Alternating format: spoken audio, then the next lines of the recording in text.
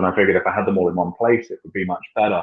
So I actually managed to, when I was 18, I managed to get a bank loan, which I think is unheard of nowadays because, like, there's no way a startup would get it. But anyway, I got a bank loan of 30 grand to buy an arcade, and it had a sort of takeaway fast food joint attached to it.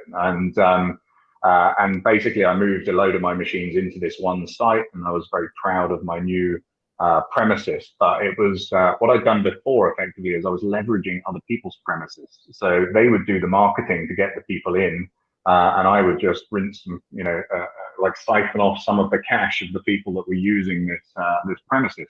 Now I have my own premises, so I have my own, heat and light and rent and staff and all these things I've never had to pay before. Literally when you're using other people's premises, these were just expenses I'd never experienced. Plus, machines on a site, let's say in a busy pub or a tourist attraction, would generate 10 or 20 times the revenue of a machine that sits in one of these arcades.